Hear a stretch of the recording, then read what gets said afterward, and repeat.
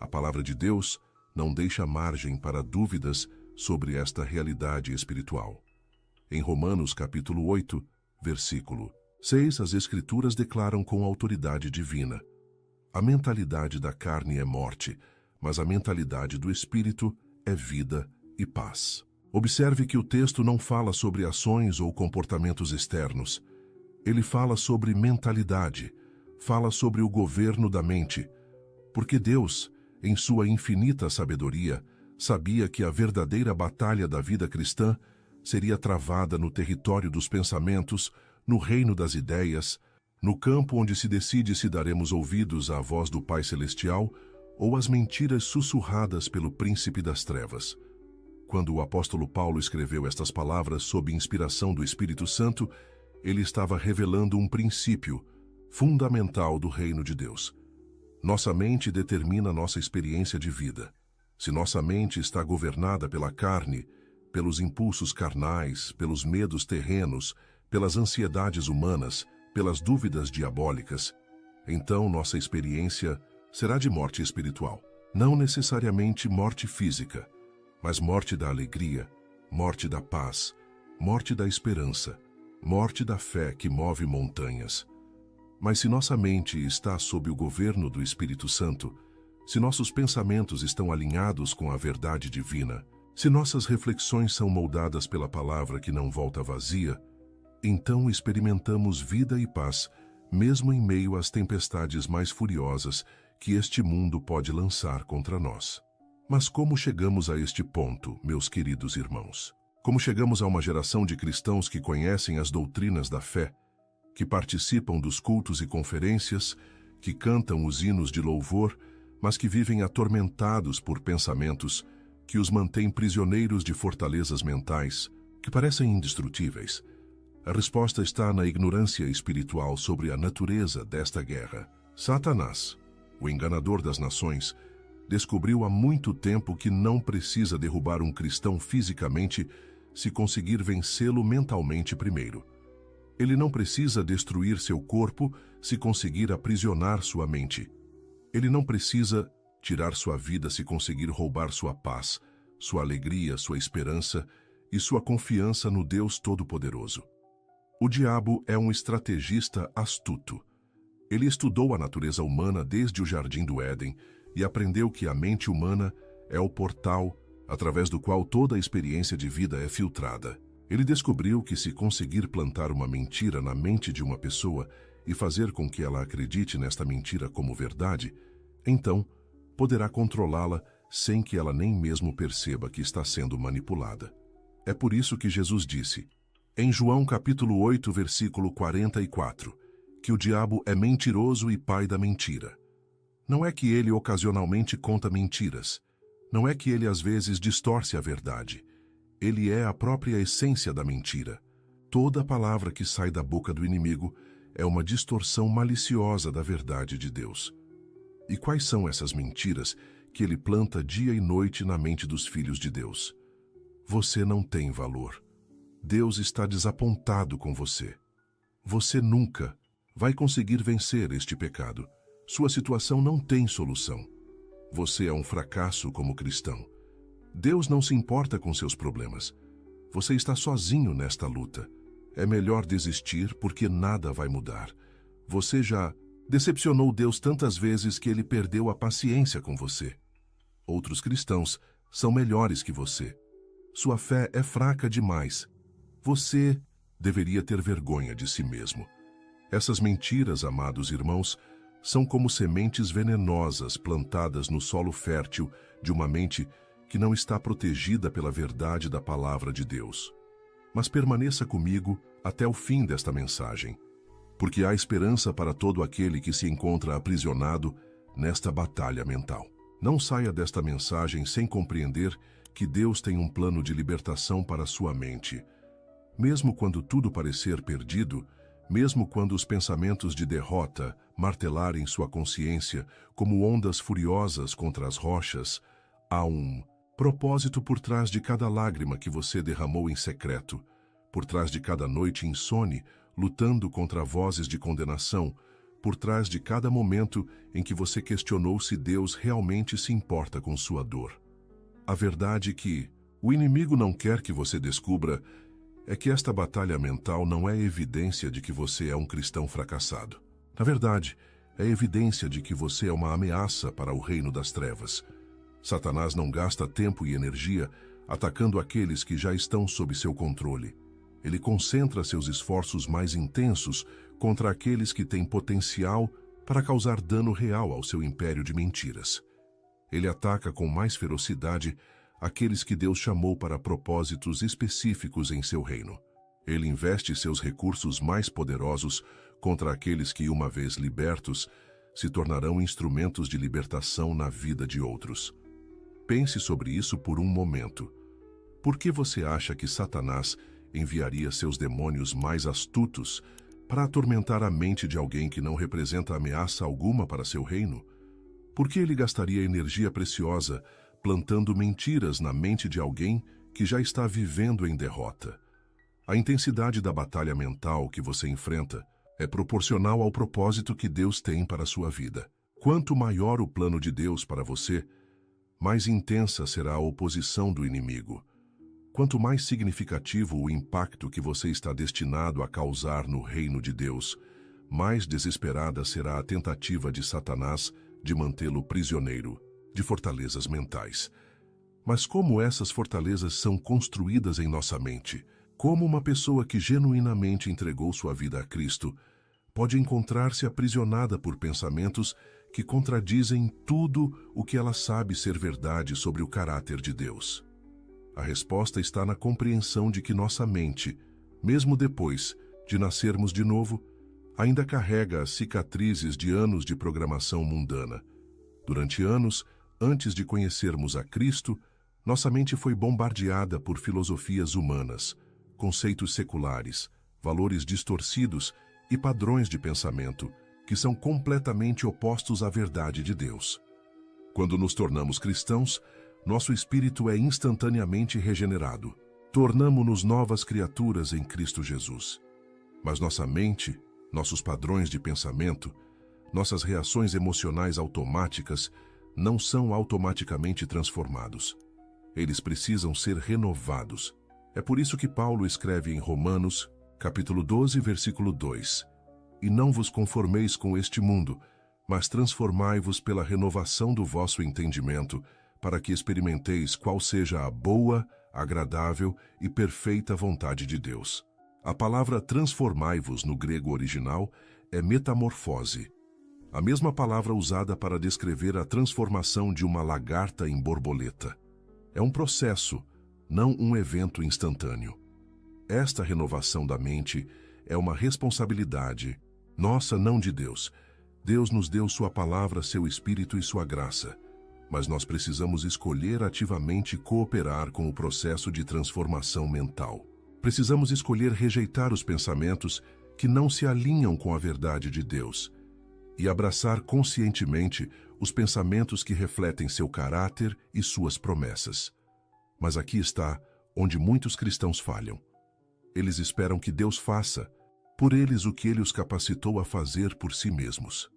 Imagine um soldado no campo de batalha que possui todas as armas necessárias para vencer o inimigo, mas que escolhe não usá-las porque espera que alguém lute a batalha por ele.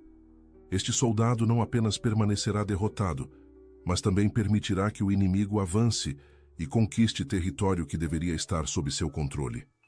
Da mesma forma, muitos cristãos vivem derrotados mentalmente, não porque não têm as armas espirituais necessárias, mas porque não entendem como usá-las ou escolhem não usá-las. A palavra de Deus em 2 Coríntios, capítulo 10, versículos 4 e 5, nos dá uma revelação poderosa sobre as armas à nossa disposição. As armas da nossa milícia não são carnais, mas poderosas em Deus para a destruição de fortalezas, derrubando raciocínios e todo o orgulho que se levanta contra o conhecimento de Deus, levando cativo todo pensamento à obediência de Cristo. Note que as Escrituras falam sobre destruição de fortalezas. Uma fortaleza é uma estrutura defensiva construída para proteger algo valioso e repelir invasores. No contexto espiritual, fortalezas mentais são sistemas de pensamento que foram construídos em nossa mente para proteger mentiras e repelir a verdade de Deus. Essas fortalezas podem ter sido construídas através de experiências traumáticas, palavras destrutivas faladas por pessoas significativas em nossa vida, fracassos repetidos, rejeições dolorosas, ou simplesmente pela exposição constante a filosofias mundanas que negam a verdade de Deus. Com o tempo, essas experiências e influências criam padrões de pensamento que se tornam automáticos. A pessoa nem mesmo questiona esses pensamentos porque eles se tornaram parte de sua identidade mental. Por exemplo, uma pessoa que cresceu ouvindo constantemente que era burra ou incompetente pode desenvolver uma fortaleza mental de inferioridade. Mesmo depois de se tornar cristã, mesmo sabendo que é mais que vencedora em Cristo Jesus, ela automaticamente pensa: não sou capaz quando se depara com desafios. Esta não é uma questão de fé, mas de programação mental que precisa ser ativamente substituída pela verdade de Deus. Outra pessoa que foi repetidamente rejeitada ou abandonada pode desenvolver uma fortaleza mental de rejeição. Mesmo sabendo que Deus a ama incondicionalmente, ela automaticamente interpreta as ações de outras pessoas através das lentes da rejeição. Quando alguém demora para responder uma mensagem, ela pensa: esta pessoa não gosta de mim. Quando não é convidada para um evento, ela conclui: ninguém me quer por perto. Esta fortaleza de rejeição filtra toda a sua percepção dos relacionamentos e impede que ela experimente a plenitude do amor de Deus. Mas aqui está a boa notícia que ecoa desde o trono da graça até seu coração neste momento. Essas fortalezas não são permanentes. Elas não definem quem você é em Cristo. Elas não têm autoridade legal sobre sua vida, porque Jesus já pagou o preço completo por sua liberdade total. As Escrituras declaram que as armas da nossa milícia são poderosas em Deus para destruir essas fortalezas. A palavra poderosas, no grego original, é dinatos, da qual derivamos a palavra dinamite. Nossas armas espirituais têm poder explosivo para demolir as estruturas mentais mais fortificadas que o inimigo construiu em nossa mente. Mas que armas são essas? A primeira e mais poderosa arma é a palavra de Deus. Hebreus capítulo 4, versículo 12 declara: porque a palavra de Deus é viva e eficaz, e mais penetrante do que espada alguma de 2 gumes, e penetra até a divisão da alma e do espírito, e das juntas e medulas, e é apta para discernir os pensamentos e intenções do coração. A palavra de Deus não é apenas informação sobre Deus, ela é a própria expressão da vida de Deus. Quando você medita na palavra, quando você declara as promessas de Deus sobre sua vida, quando você substitui as mentiras do inimigo com a verdade das Escrituras, você está liberando o poder divino contra as fortalezas mentais. A segunda arma é a oração. Não a oração como ritual religioso, mas a oração como comunhão íntima com Deus, onde você expõe seus pensamentos ao Senhor e convida o Espírito Santo para revelar as áreas onde sua mente precisa ser renovada. Filipenses, capítulo 4, versículos 6 e 7 nos instruem: não estejais inquietos por coisa alguma, antes as vossas petições sejam em tudo conhecidas diante de Deus pela oração e súplicas, com ação de graças. E a paz de Deus, que excede todo o entendimento, guardará os vossos corações e os vossos sentimentos em Cristo Jesus. A paz de Deus tem poder para guardar não apenas nosso coração, mas também nossos sentimentos, nossa vida mental e emocional. A terceira arma é o louvor. Quando você escolhe louvar a Deus em meio aos pensamentos de derrota, você está declarando que a verdade de Deus é maior que seus sentimentos. Você está exercendo fé ativa que quebra o poder das fortalezas mentais.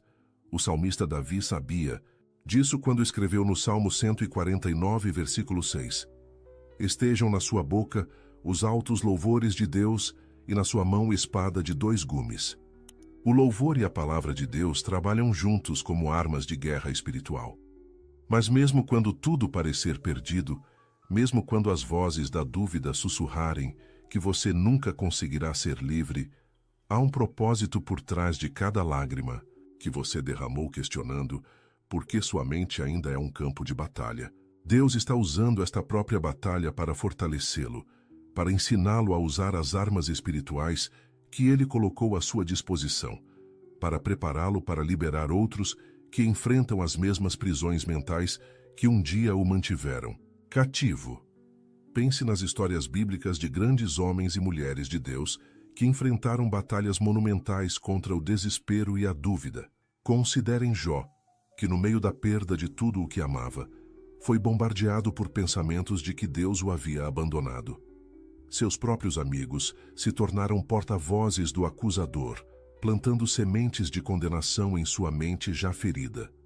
Mas Jó escolheu declarar no capítulo 19, versículo 25: Porque eu sei que o meu Redentor vive e que por fim se levantará sobre a terra. Mesmo quando sua mente foi assaltada por dúvidas, Jó ancornou sua declaração na verdade sobre o caráter de Deus. Considerem Davi, o homem segundo o coração de Deus, que escreveu muitos dos salmos em momentos de profunda angústia mental. No Salmo 42, versículos 5 e 6, ele revela sua estratégia para lidar com pensamentos depressivos. Por que estás abatida, ó minha alma, e por que te perturbas em mim? Espera em Deus, pois ainda o louvarei pela salvação da sua presença. Deus meu, a minha alma está abatida em mim. Davi conversava com sua própria alma, recusando-se a aceitar passivamente os pensamentos de desânimo que assaltavam sua mente. Considerem o profeta Elias, que depois de uma poderosa vitória espiritual no Monte Carmelo, fugiu para o deserto porque uma mulher ameaçou sua vida. Sob uma árvore, ele orou pedindo para morrer, dizendo: Basta, toma agora, ó Senhor, a minha vida. Este era um homem que havia ressuscitado mortos, fechado os céus por 3 anos e meio, e chamado Fogo do Céu, mas que ainda lutou contra pensamentos de derrota e desesperança.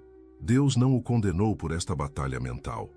Ao invés disso, ministrou a ele com ternura, alimentou-o, permitiu que descansasse e gentilmente o restaurou ao ministério.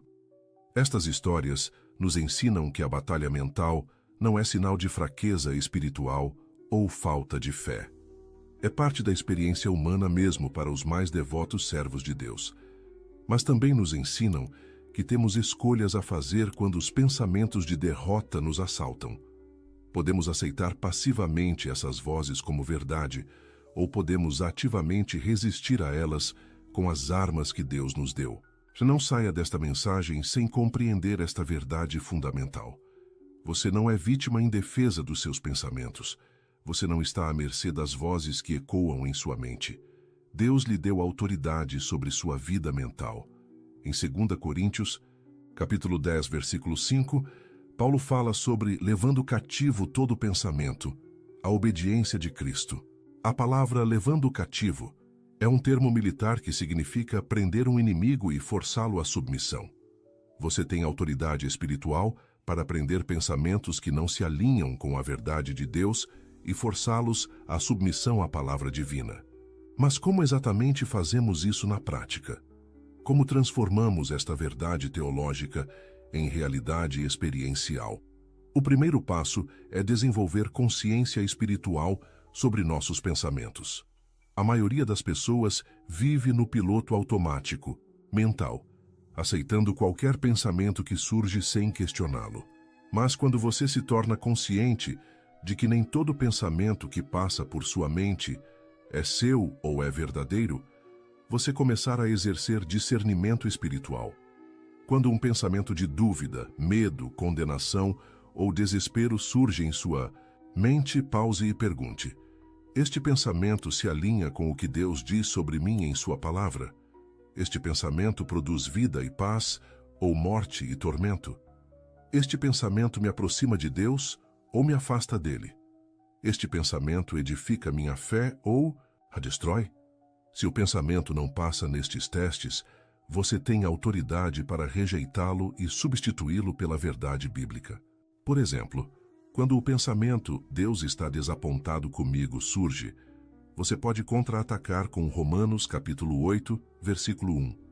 Portanto, agora nenhuma condenação há para os que estão em Cristo Jesus. Quando o pensamento "minha situação é impossível" aparece, você pode declarar Lucas capítulo 1, versículo 37. Para Deus nada é impossível. Quando a voz sussurra "você é um fracasso", você pode responder com Filipenses capítulo 1, versículo 6.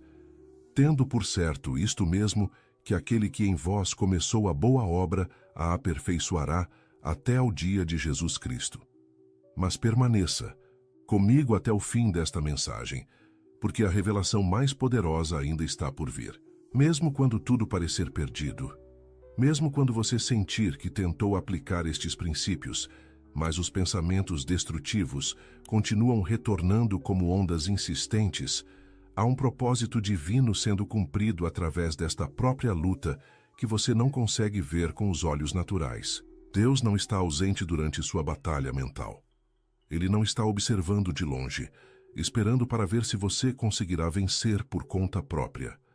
Ele está ativamente trabalhando através de cada momento de dificuldade para produzir em você o caráter de Cristo e prepará-lo para um futuro que excede suas mais altas expectativas. Romanos capítulo 8, versículo 28 declara: "E sabemos que todas as coisas contribuem juntamente para o bem daqueles que amam a Deus, daqueles que são chamados segundo o seu propósito." Esta promessa inclui até mesmo os pensamentos que têm atormentado sua mente. Deus está usando a própria batalha mental que você enfrenta para ensiná-lo a usar armas espirituais que você nunca soube que possuía. Ele está desenvolvendo em você uma intimidade com sua palavra que você nunca teria buscado se sua vida fosse fácil. Ele está criando em você uma dependência do Espírito Santo que você nunca teria desenvolvido se pudesse vencer todas as batalhas com sua própria força. Mais que isso, Deus está preparando você para ser um instrumento de libertação na vida de outros que enfrentarão as mesmas batalhas mentais que você está enfrentando agora. 2 Coríntios capítulo 1, versículos 3 e 4 nos revelam: "Bendito seja o Deus e Pai de nosso Senhor Jesus Cristo, o Pai das misericórdias e o Deus de toda a consolação, que nos consola em toda a nossa tribulação, para que também possamos consolar os que estiverem em alguma tribulação, com a consolação com que nós mesmos somos consolados por Deus." Sua batalha atual está se tornando sua qualificação futura para ministrar libertação àqueles que Deus colocará em seu caminho. Imagine por um momento qual seria seu testemunho se você nunca tivesse enfrentado uma batalha mental sequer. Imagine quão limitado seria seu ministério se você nunca tivesse experimentado a luta contra pensamentos de dúvida e desespero. Você poderia oferecer conselhos teóricos, mas não teria a autoridade espiritual que vem apenas através da experiência pessoal da libertação. Você poderia citar versículos bíblicos, mas não teria a convicção profunda que nasce apenas do coração daqueles que provaram pessoalmente o poder salvador de Deus em suas horas mais escuras. Esta é a razão pela qual alguns dos mais poderosos ministérios de libertação e cura emocional vêm de pessoas que enfrentaram as mais intensas batalhas mentais. Eles não falam apenas sobre libertação, eles carregam a unção de quem foi liberto. Eles não apenas ensinam sobre vitória, eles irradiam a autoridade de quem provou que Deus é fiel nas mais profundas escuridões da alma humana. Mas há algo ainda mais profundo acontecendo através de sua luta atual. Deus está usando esta batalha mental para levá-lo a um nível de intimidade com Ele que você nunca imaginou ser possível. Nos momentos em que você clama desesperadamente por livramento, você está descobrindo aspectos do caráter de Deus que permanecem ocultos para aqueles cuja vida transcorre sem maiores turbulências. Você está aprendendo que Ele é verdadeiramente o Deus de toda consolação, o Pai das misericórdias, aquele que sara os quebrantados de coração. Isaías capítulo 43, versículo 2, contém uma promessa que foi escrita especificamente para momentos como o que você está vivendo. Quando passares pelas águas, estarei contigo, e quando pelos rios, eles não te submergirão. Quando passares pelo fogo, não te queimarás, nem a chama arderá em ti. Note que a promessa não é que você nunca passará por águas profundas ou pelo fogo das provações. A promessa é que quando você passar por eles, e todos nós passaremos, Deus estará com você, e eles não terão poder para destruí-lo.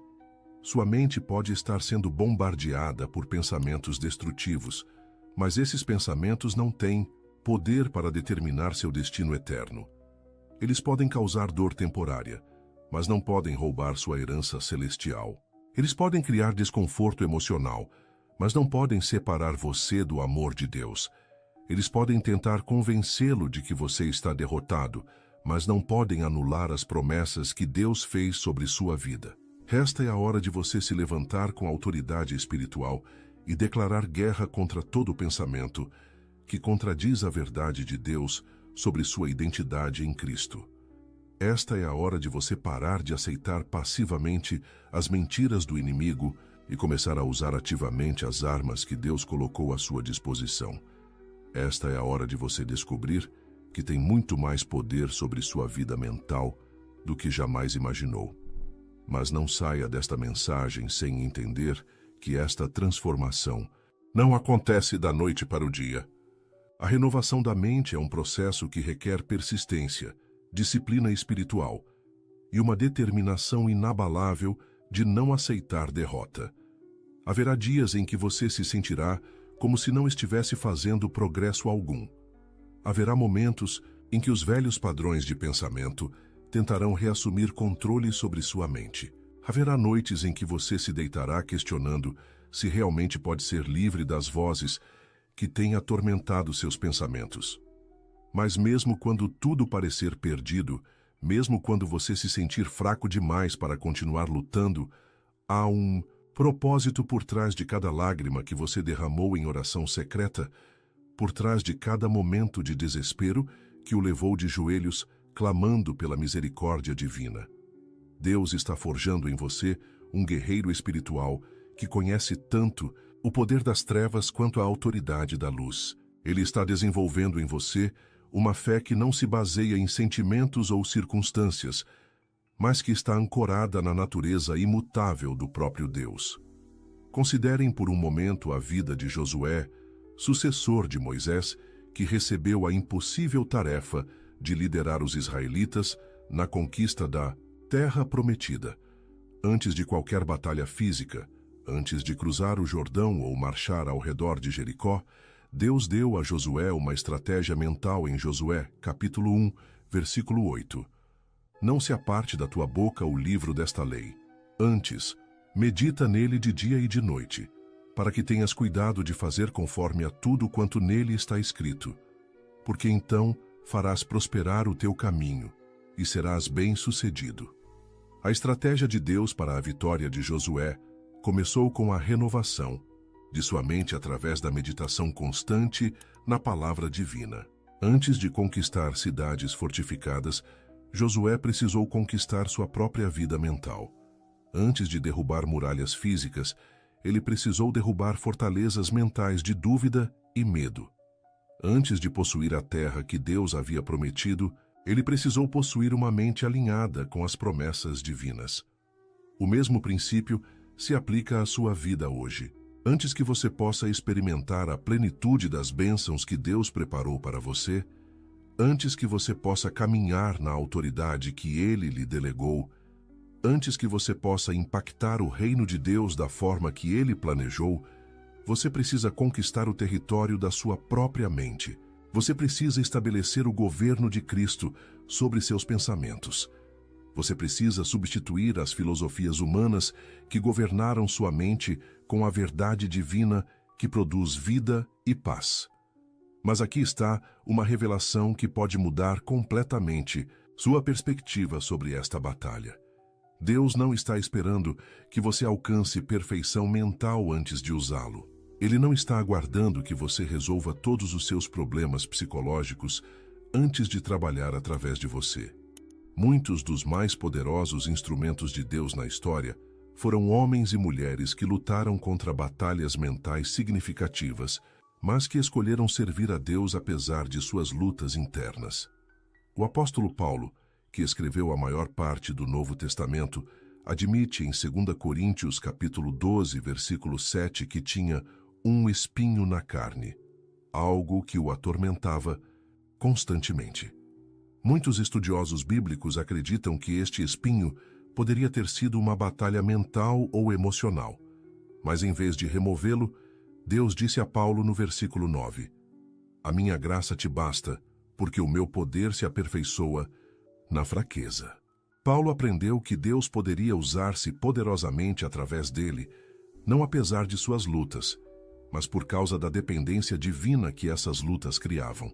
Martim Lutero, o reformador que mudou o curso da história cristã, lutou contra a depressão, severa durante grande parte de sua vida. Ele frequentemente se referia a seus períodos de melancolia como visitas do cão negro, mas foi precisamente durante esses períodos de luta mental que ele desenvolveu algumas de suas mais profundas percepções teológicas sobre a graça de Deus. Sua batalha pessoal contra o desespero o qualificou para ministrar esperança a gerações de cristãos que enfrentariam lutas similares. Charles Spurgeon, conhecido como o príncipe dos pregadores, sofria de depressão crônica, especialmente durante os últimos anos de seu ministério. Mas alguns de seus sermões mais poderosos e comoventes foram pregados durante seus períodos mais escuros. Ele aprendeu a pregar não apenas sobre a felicidade cristã, mas sobre a sustentação divina nas horas de maior necessidade. Estas histórias nos ensinam que Deus pode usar pessoas quebrantadas para fazer obras extraordinárias. Na verdade, Ele frequentemente escolhe usar pessoas que conhecem a dor pessoal, porque elas ministram com uma compaixão autêntica que não pode ser simulada ou aprendida academicamente. 1 Coríntios, capítulo 1, versículo 27, declara: "Mas Deus escolheu as coisas loucas deste mundo para confundir as sábias, e Deus escolheu as coisas fracas deste mundo para confundir as fortes." Isto significa que sua luta atual não o desqualifica do serviço cristão. Ao contrário, ela pode estar preparando você para um ministério que você nem consegue imaginar neste momento. Deus pode estar permitindo que você passe por esta batalha mental para que você possa, no futuro, estender uma mão de esperança para alguém que estará se afogando nas mesmas águas que você está aprendendo a navegar agora. Mas permaneça comigo até o fim desta mensagem, porque quero compartilhar com você a estratégia mais poderosa para vencer a batalha pela sua mente. É uma estratégia que vai além de técnicas psicológicas ou força de vontade. É uma estratégia que toca a própria essência da vida cristã e revela o segredo que mantém alguns crentes em vitória constante, enquanto outros vivem em derrota perpétua. O segredo está em compreender que a batalha pela mente não é vencida através de esforço humano, mas através de rendição divina. Não é conquistada através da sua força, mas através da força de Cristo operando em você. Não é vencida tentando controlar todos os seus pensamentos, mas entregando o controle da sua mente ao Espírito Santo e cooperando ativamente com sua obra de transformação. Gálatas, capítulo 2, versículo 20, contém uma das declarações mais revolucionárias sobre a vida cristã. Já estou crucificado com Cristo, e vivo, não mais eu, mas Cristo vive em mim. E a vida que agora vivo na carne, vivo-a pela fé do Filho de Deus, o qual me amou e se entregou a si mesmo por mim. Paulo está descrevendo uma troca de identidade. Ele não está mais tentando viver a vida cristã através de seus próprios recursos. Ele está permitindo que Cristo viva através dele. Esta mesma troca precisa acontecer no território da sua mente. Você precisa parar de tentar controlar seus pensamentos através da força de vontade e começar a permitir que a mente de Cristo governe seus pensamentos. 1 Coríntios capítulo 2, versículo 16 declara: Porque quem conheceu a mente do Senhor para que possa instruí-lo? Mas nós temos a mente de Cristo. Você não está tentando desenvolver pensamentos cristãos através de esforço mental. Você está aprendendo a acessar os pensamentos de Cristo que já estão disponíveis para você através do Espírito Santo. Isto muda completamente sua abordagem à batalha mental. Em vez de lutar desesperadamente para não pensar pensamentos negativos, você se concentra ativamente em permitir que os pensamentos de Cristo fluam através de você. Em vez de gastar toda a sua energia resistindo às mentiras do inimigo, você investe sua energia contemplando e declarando as verdades de Deus. Em vez de focar no que você não quer em sua mente, você foca no que você quer. Os pensamentos, atitudes e perspectivas do próprio Cristo. Filipenses capítulo 4, versículo 8, nos dá uma estratégia prática para esta transformação mental. Quanto ao mais, irmãos, tudo o que é verdadeiro, tudo o que é honesto, tudo o que é justo, tudo o que é puro, tudo o que é amável, tudo o que é de boa fama, se há alguma virtude e se há algum louvor, nisso pensai. A palavra pensai, no grego original, significa contemplar continuamente, meditar constantemente, manter a mente focada em. Esta não é apenas uma sugestão bíblica, é um comando divino. Deus está ordenando que você tome controle ativo sobre o conteúdo dos seus pensamentos. Ele está instruindo você a escolher conscientemente no que sua mente vai se focar. Ele está revelando que você tem muito mais controle sobre sua vida mental do que jamais imaginou. Mas como desenvolvemos esta disciplina mental na prática? Como transformamos esta instrução bíblica em realidade experiencial?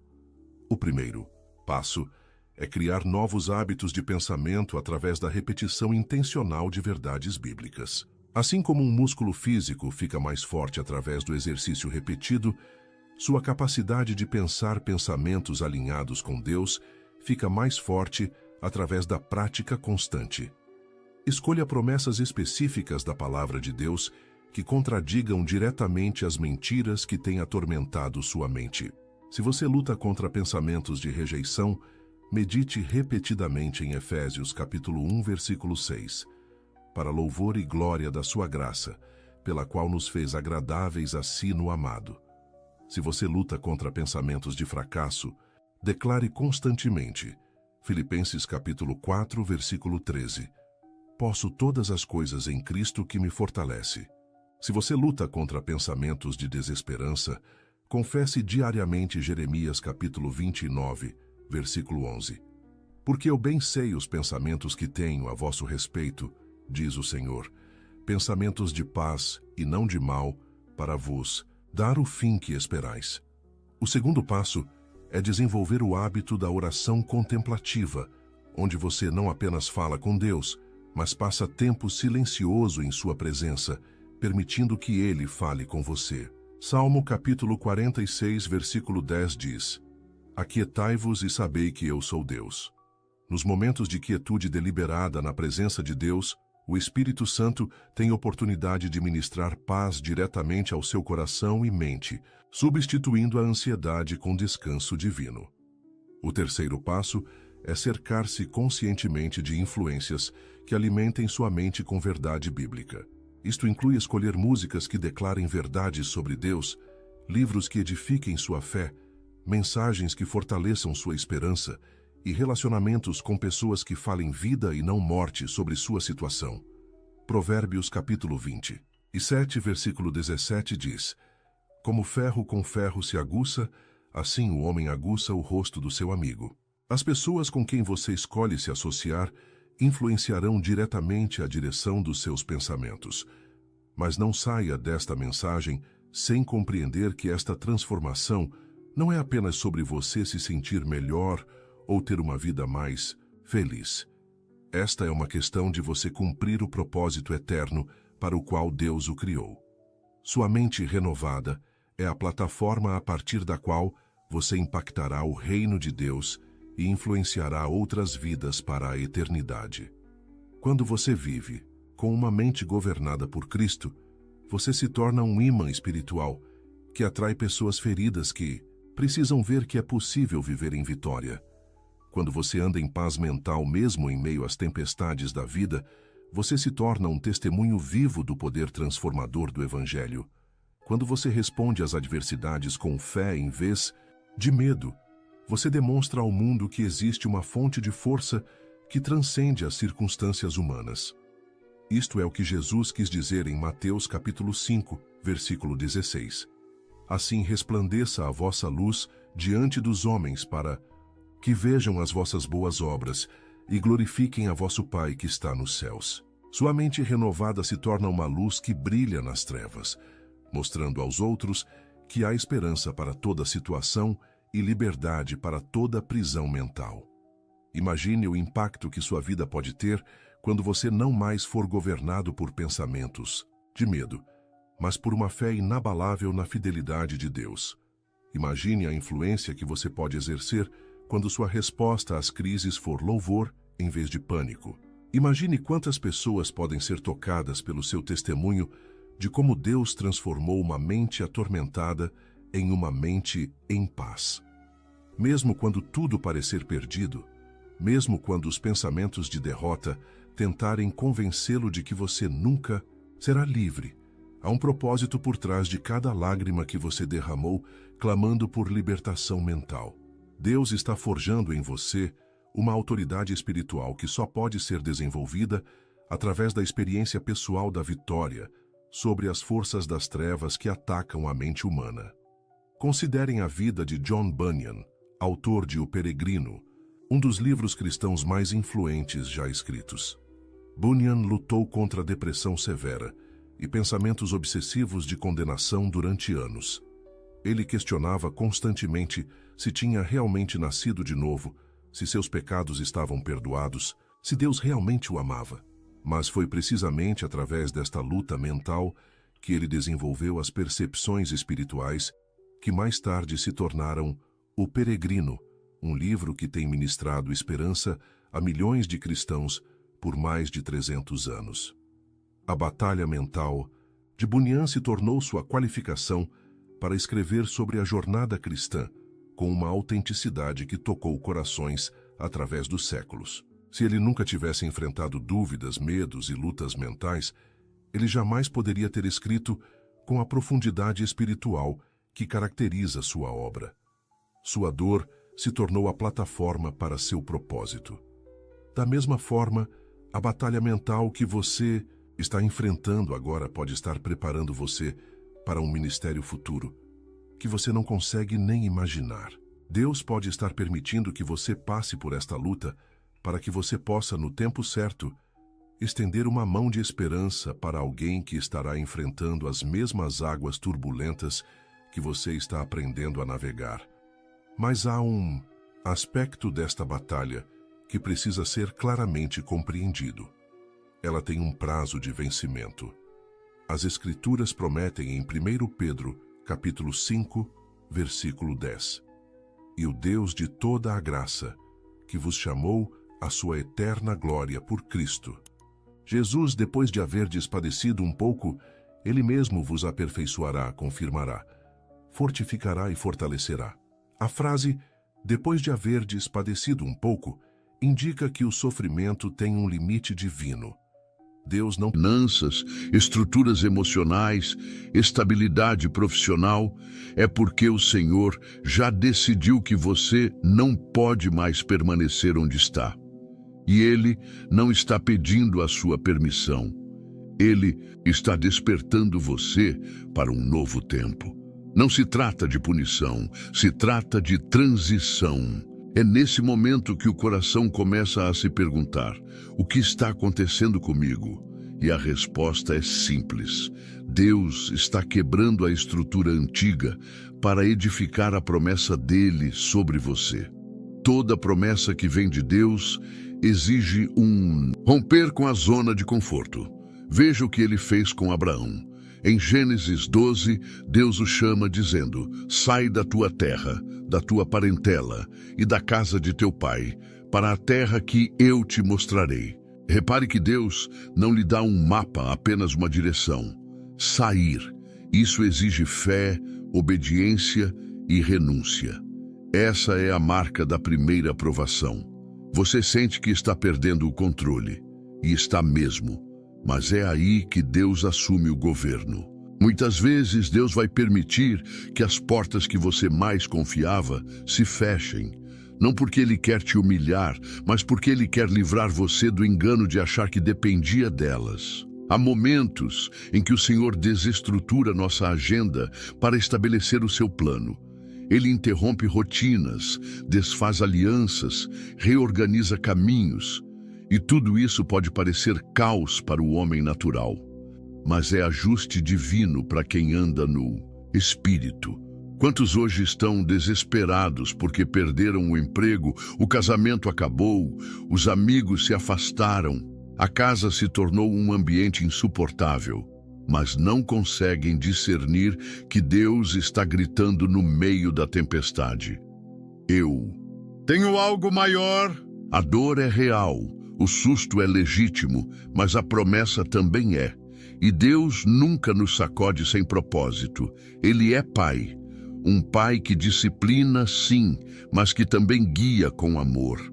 E se Ele está mexendo nas suas bases, é porque a construção que vem depois será maior do que você imagina. E sabe qual é o maior risco dessa primeira provação? A resistência. Quando Deus começa a sacudir tudo, o maior erro que você pode cometer é tentar segurar o que está caindo. É lutar para manter vivo o que Deus já sentenciou como morto. É se apegar ao que já não tem unção. Tem gente orando para Deus restaurar aquilo que Ele já decidiu remover. Tem pessoas jejuando para manter alianças que Deus já expôs como tóxicas. E nesse caso, a oração vira resistência. O clamor se torna oposição à vontade divina. Cuidado para não se tornar inimigo da mudança que Deus está promovendo. O Espírito Santo está dizendo: deixa ruir, deixa ir, deixa quebrar. Porque a dor da perda temporária é menor do que o prejuízo de permanecer fora do centro da vontade de Deus. A zona de conforto é muitas vezes uma prisão com almofadas. Você acha que está bem, mas está paralisado. A estabilidade que não vem de Deus não é segurança, é distração. É por isso que Ele derruba. Para você, voltar a andar, a crer, a buscar, a depender, é o abalo que te faz sair da inércia e te posiciona para viver algo que jamais aconteceria se tudo continuasse bem. E aqui está o ponto mais sério. Quando você ignora os primeiros sinais da movimentação de Deus, o abalo aumenta. Ele começa com toques sutis: desconforto, perda de paz, sensação de estagnação. Se você não responde, ele aumenta a intensidade. Algumas pessoas só mudam quando perdem tudo. Não porque Deus quer destruir, mas porque é preciso descer até o chão para reconhecer que o alicerce precisa ser novo. E nesse momento, a fé é testada de forma radical. Porque Deus não mostra o fim. Ele só diz: confia. Assim como fez com Abraão, ele não revela a terra, apenas diz: sai. E quem não aprende a obedecer sem ver, nunca experimenta o milagre de andar sobre águas. Essa é a escola do invisível. É o caminho da fé bruta, sem atalhos, sem garantias humanas. É nesse lugar que os gigantes são formados, não nos palcos, mas nos bastidores da dor silenciosa. Deus está forjando você no segredo. Talvez você esteja passando por esse primeiro nível de provação agora mesmo, e tudo dentro de você quer voltar para o que era seguro. Mas Deus está dizendo: você não pode voltar. Eu não estou mais lá. O Egito tinha pão, mas não tinha promessa. O deserto tem sede, mas tem direção. E só quem aceita andar pelo deserto com Deus chega à terra prometida. Não permita que o medo da perda te impeça de receber o que é eterno. Você precisa confiar, mesmo sem entender.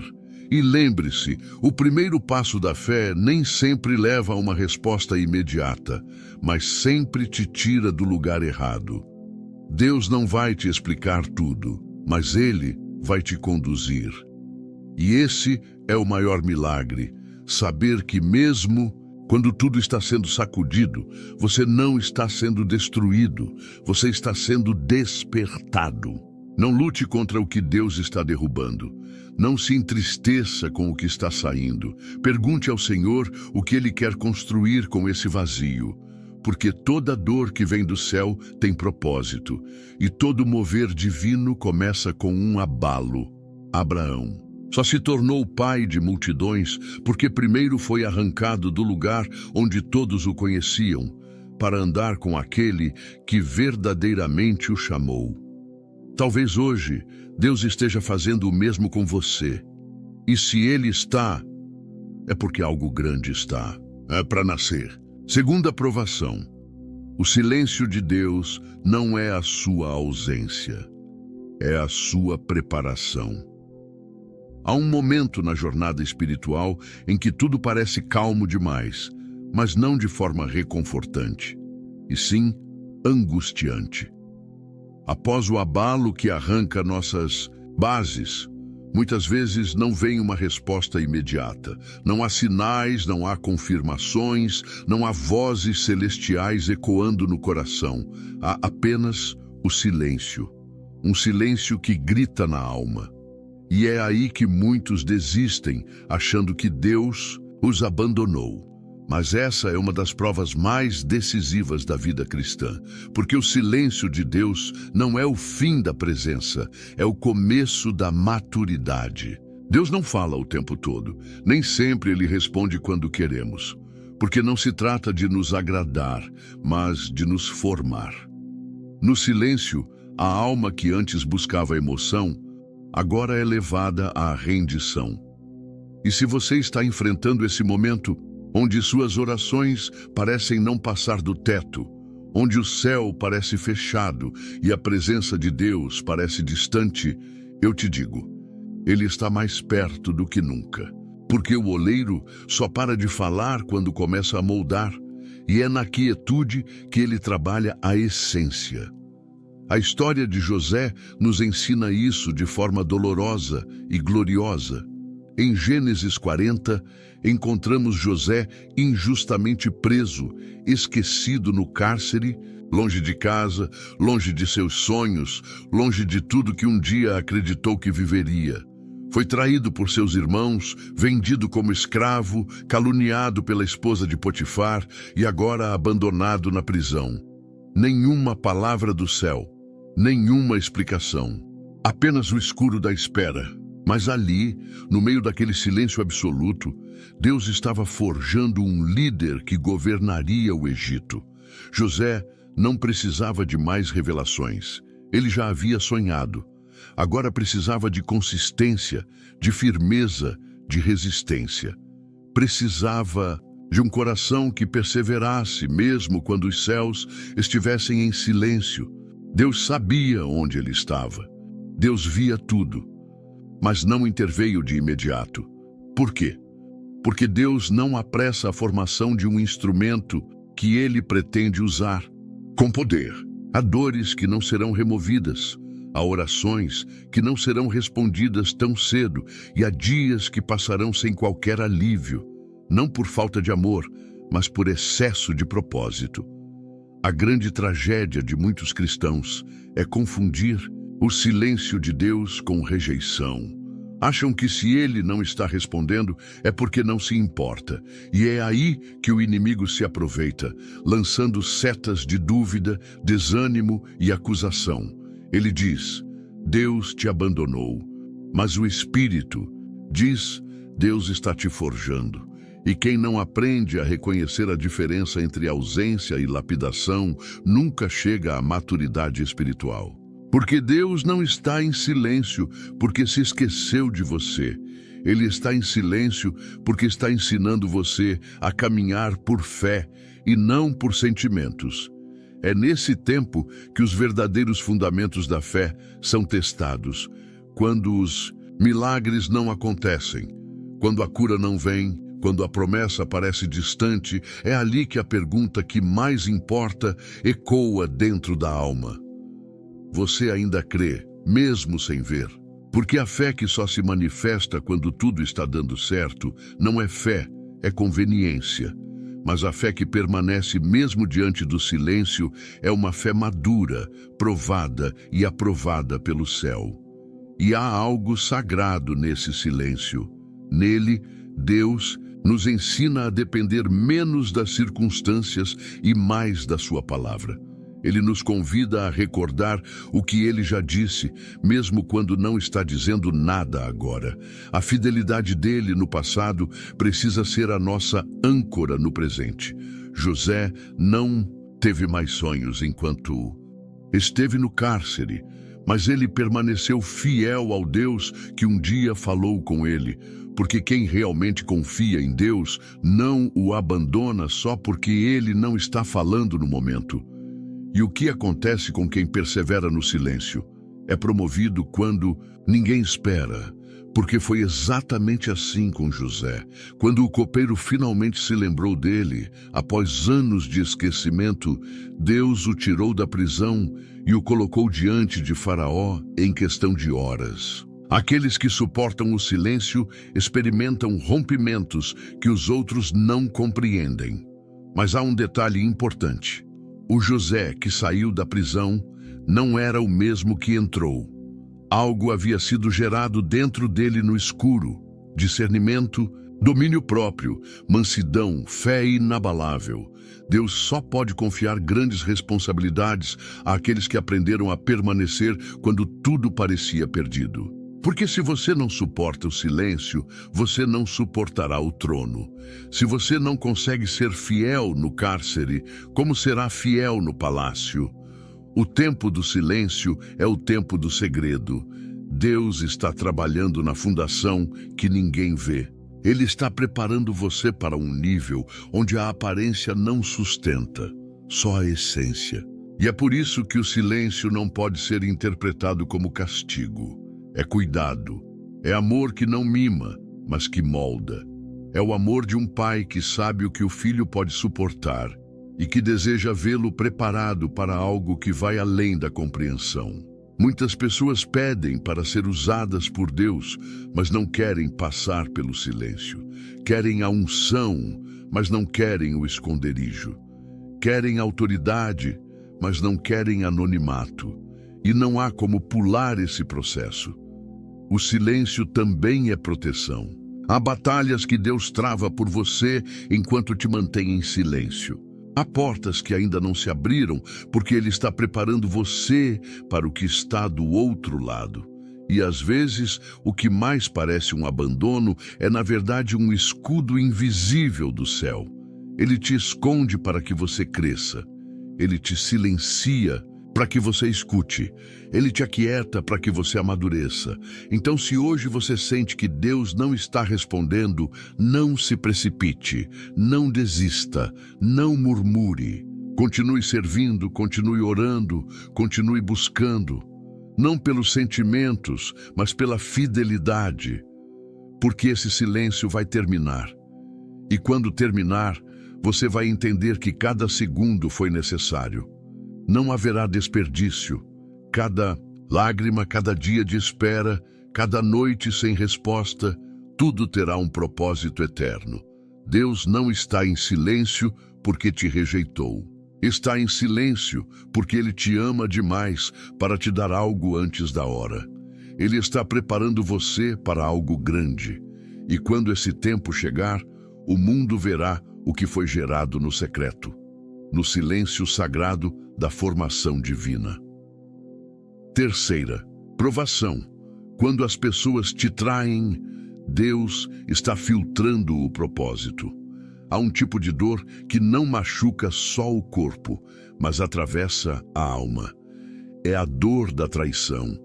Quando alguém em quem você confiava vira as costas. Quando aquele a quem você estendeu a mão é o mesmo que escondido crava a faca da ingratidão.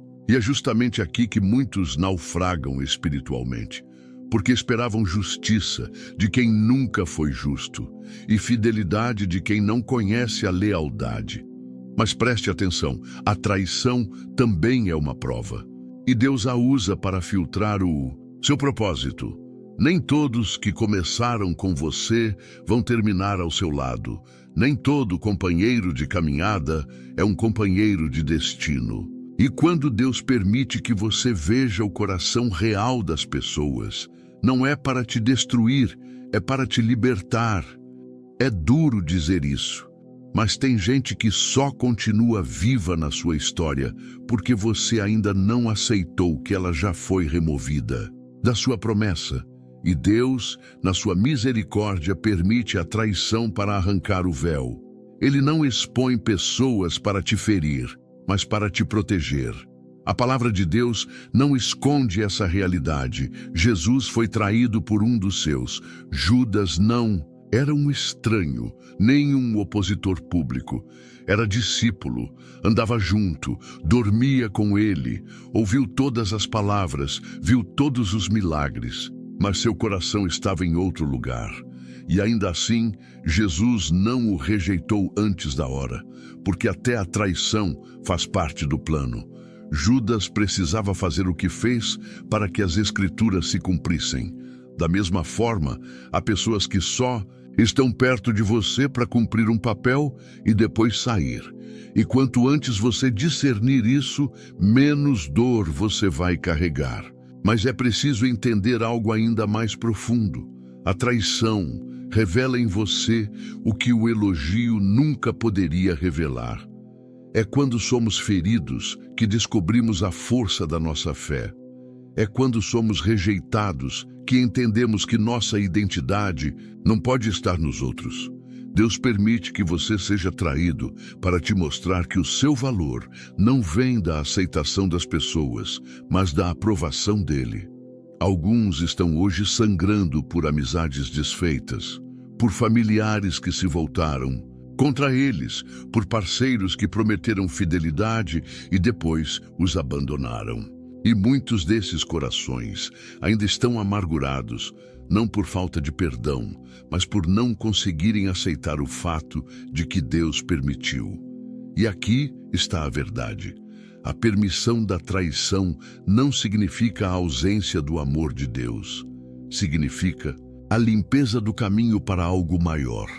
Lembre-se de José novamente. Antes de ser governador do Egito, ele foi traído pelos próprios irmãos. Foi vendido como escravo, sem piedade, sem misericórdia. A inveja dos seus próprios familiares o jogou no poço. Mas foi essa mesma traição que o levou ao Egito, que o colocou na rota da promessa, que o preparou para o trono. A traição dos irmãos foi a ponte para o cumprimento do sonho que Deus havia dado a ele. E se José tivesse se agarrado ao rancor, jamais teria chegado ao palácio. O erro de muitos cristãos é tentar segurar quem Deus já revelou que não faz parte do plano. Existem conexões que são para um tempo e não para a vida toda. Existem alianças que foram válidas em uma estação, mas que agora se tornaram impedimento. E Deus, na sua graça, envia a separação, mesmo que doa, porque Ele conhece o coração e sabe o que você ainda não sabe. O que parece perda é, na verdade, livramento. Mas atenção, o risco aqui é o endurecimento do coração. Quando somos traídos, a carne quer se fechar. A alma quer construir muros. Queremos nos proteger, nos isolamos. E esse isolamento pode nos roubar a sensibilidade espiritual. Deus não quer que a traição te transforme em alguém.